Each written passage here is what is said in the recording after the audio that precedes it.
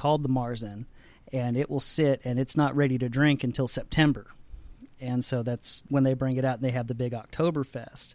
And then so they bring out the Marzen beer and then drink up. And so that was the kind of the history behind the Oktoberfest Marzen beers. It's because it's actually brewed in March to drink in September. Now, were you going to make that style since you are you're a brewer? The name is correct, is accurate. Yeah, but I don't really do a whole lot of lagers because they take a little bit longer and they're a little bit more involved than the ales do. But I do plan on creating something or working on something that's called a Mocktoberfest, which is an Oktoberfest style beer with the same kind of malts that you would use, but it would use an ale yeast, like a clean fermenting ale yeast, so that you still get some of the flavors that you get from the lager, but it would just brew in about half the time. So that's what I'm working on. As an interviewer, I sometimes like to turn the table. So where does one find quality yeast for beer making? Well, a lot of times you can go to you have your local homebrew stores, which will sell yeast that come from. There's liquid yeast that are sold. The two big companies that do those are Y Yeast and White Labs. What they'll do is they'll get samples of yeast from different breweries for particular styles and then culture them and then sell them in a liquid form, so that you add it to a starter, which is like making a mini beer, and then you throw that into your big beer. Other companies will create dry yeast, which they go ahead and get the culture yeast and then freeze dry it, package it so that you can so that it keeps longer, it's easier to ship, and it's a little bit easier to handle than the liquid yeasts. But any of those you can usually get from either your local homebrew store. There's places like Northern Brewer, Midwest Brewery, or Brewing Company. I think Homebrew Supply, which is closer to your area. And you just have to go and look it up. You can find just about any of them on the internet. And they'll usually have the yeast broken down by styles of what kind of beer you can brew with this particular yeast. I know, it's like you have to make it yourself, and then you hope it's turned out the right way, and you have to wait. I just like going to the local liquor store. Well, a few of them are good. Sadly, I kind of stalk them on Twitter because they have like certain beers come in like on a Tuesday, and you're like, do you have any available? These like limited beers that come in that strangely has appealed to me. And I can just drink them right away. I mean, the waiting, that'd be a tough one for me. Well, the waiting can be tough, and that's why I like the ales, because they're usually ready from brew day to bottle is usually about four weeks. And then if I'm doing a bottling and doing the traditional bottle conditioning, letting the yeast carbonate it for me, it'll be another 2 weeks. So it may take me about 6 weeks to come up with 2.5 cases of beer, but then I'm set for like a month, right there. And as soon as it gets down to that 2 week where I'm running low, then I just go ahead and brew another batch. And I never have to worry about what styles are available here locally. I can just go ahead and brew my own for whatever style I'm looking for, and it's always going to turn out pretty close. But I like to say that if you can make tea from a tea bag, or you can make soup from a can, you can brew beer. I mean, it's really not that difficult to do, and you can usually make a pretty decent beer pretty easy. Well, ask Bobby about making tea. I was at the house. Ashley was asking about Bobby and Ashley from No Religion Required. She was asking about tea, and Bobby's like, "You know how to make it." She's like, "You make it the best." She's like, you make it the exact same way I do." It was great. It was fun to see the two of them banter back and forth about tea. I don't even think they ended up making any tea. Yeah, well, and you know what? With all the talk about Bobby cooking, Ashley made wings, and they're really good. So she cooked. Yeah, there's proof that it happens. Once in a while, I think it does. I've heard that she can be a good cook when she wants to be, but she's just got to be wanting to show off, I think. Leave it up to Bobby, and I believe he started a job that we work nights. I'm guessing that might affect the schedule a little bit. Yeah, definitely. My wife was on nights for a while, and it was ridiculous. But of course, I do all the cooking anyway. So, well, almost all the cooking. And look at you, a Renaissance man. Jack of all trades and master of Have none. your own studio, making beer, cooking. Built What my can't own, you do? yeah, built my own guitar. You know, I, Wow. Okay. yeah, See. yeah. I just like figuring out how stuff is done. That's kind of why I started doing podcasting too, was just to see how you do it. You know, how do you put one together? How do you get the audio working? How do you find the guests?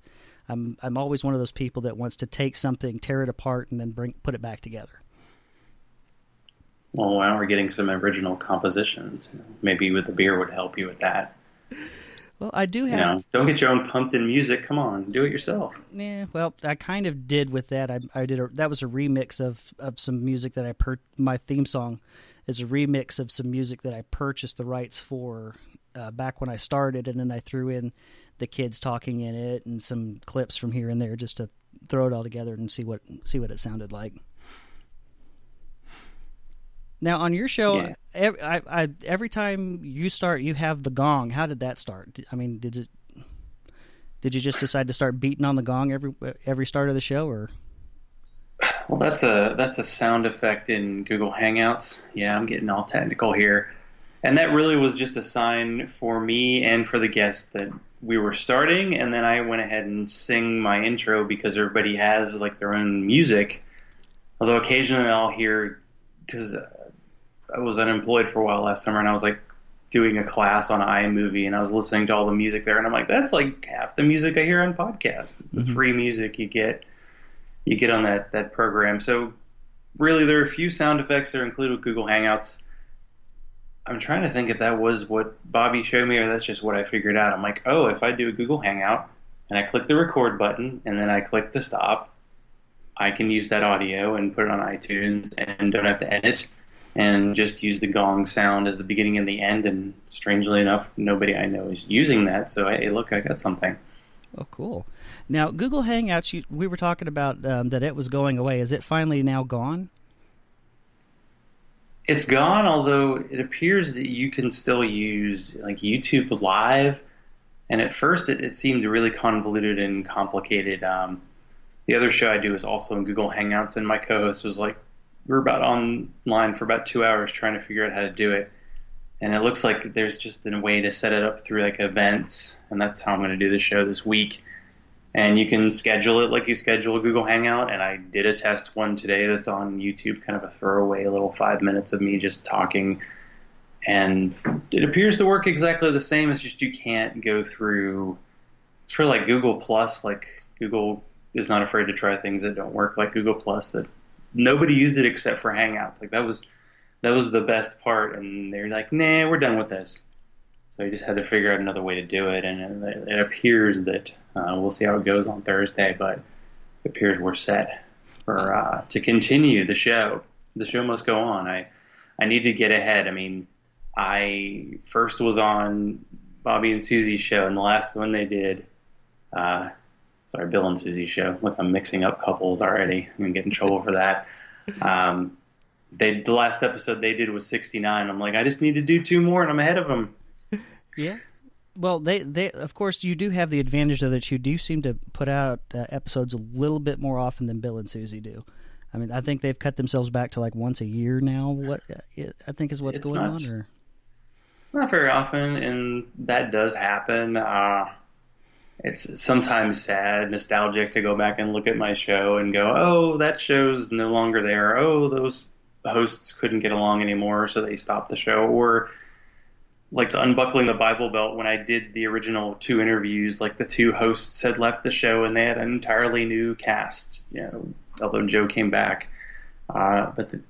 Sometimes that happens, but you see the history of the show, and maybe the ones that are most popular are just the ones that hang around long enough. But you have to have a certain level of quality naturally, and hopefully I reach that by my guests, not by me. Well, personally, I think you do a pretty good job on it.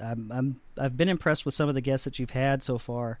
How did you manage to get Scathing Atheist on there? That's what I want to know.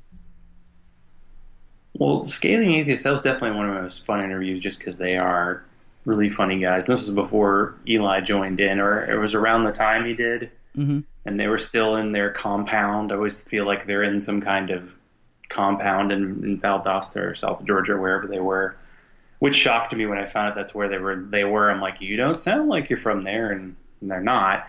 But that's where they used to record, and they were looking for the Farnsworth quote, the "We came from filthy monkey men." And when I submitted mine, I was like, "Hey, I'd like to be on your show." And you waited and waited and waited, and finally got a response. And I responded, and then waited and waited and waited, and finally got them scheduled and got them on. And sometimes you just have to be persistent and not think, "Oh, this person's blowing me off." Just go, "Well, I know I've occasionally gotten messages from people and haven't seen them because I have an email address and a Facebook page that I don't check every day or so." And that's the case with other people. They just miss it. And then they agreed to be on the show, and they were on, and it was really fun. Although they did say they would invite me in their fantasy football league, and they didn't. Aww. But that's okay. We'll move on. Then being a heathen fantasy football league would have probably been too much perfection for me. Yeah, it might have been. Plus, I think if you'd cleaned up in there, they probably would have never let you back in. It's possible, although I'm thoroughly mediocre at that. For all the people I've talked to, I don't know. Maybe it's not all sticking. I always tend to lose like my dad. Yeah, but me personally, I'm not. I'd never have really been much into football outside of the college arena. And in college, I think I have two favorite teams. That's Arkansas and whoever beats Texas. That's a good way to go. Yeah, that's pretty much all the sportsing that I know. Yeah, I wondered who the natural rival of Arkansas, because they've just started doing that series with Missouri, and the first year went well for us, the second year not so well, and maybe not this year either. But it still seems like we're kind of looking for that, because Missouri used to have Kansas, which was fun to beat on every year, and then they played Illinois for a while, and then now they're trying to do this thing with Arkansas. But the way the SEC is with football, they sometimes shift things around, so who knows, in 5 years their rival might be Texas A&M again. We'll find out. Yeah, well, the thing with the Arkansas-Texas rivalry is that Arkansas and Texas were both in the Southwest Conference for a long time. And there was actually a national championship Arkansas and Texas played, and I want to say that was during the time that Lou Holtz was the coach at Arkansas, and I think we beat Texas that year. That was back in the 60s, but it's always been a really big rivalry ever since then. And then Arkansas left the Southwest Conference and joined the SEC, and they've never been able to rekindle that same rivalry. And so even though they've been in two different conferences, it's still been, people will tell you their two favorite teams are Arkansas and whoever beats Texas. And A&M really didn't counter it in too much, but now that A&M has joined the SEC, I think you're probably going to see that rivalry pick up. They were hoping for a little while that we'd make a rivalry with Ole Miss because they had hired on Houston Nutt, who was a hated coach of Arkansas a few years ago. But that one really never took off either. They just yeah, it's wild to see, because I'm a graduate of the University of Missouri. When I was there, they were terrible. And to see them go to the SEC and go to these stadiums that are, for the most part, bigger than NFL stadiums, and they're in mostly little towns, but they can fill out a 90,000-seat stadium every week, no problem. Mm-hmm. I mean, I went to a game when they played at Tennessee, and Tennessee in Knoxville has a capacity of 105,000, and they were short of capacity and still had 90,000 people, and you saw all these empty seats, and you're like, there's still 90,000 people, or it's crazy. Yeah, it's I would say it's almost, dare I say, a religion down here. Oh, it definitely is a religion here in the South. I mean, it's especially when you get to places like here that we don't have a professional football team, we don't have a professional baseball team, so the college teams really are what we start to focus on a bit more. But basically anywhere in the South, football is its own religion. We go to the church of what's the guy's name? Og. Yeah, we go to the church of right now it's Bieleman, and go and watch the sermon every Saturday. The best part about Arkansas's head coach is he looks like a fan of the team. He won a contest. That's true. We did have a little bit of controversy, which is how we got Bieleman. Was for a while there we had Bobby Petrino. He left the NFL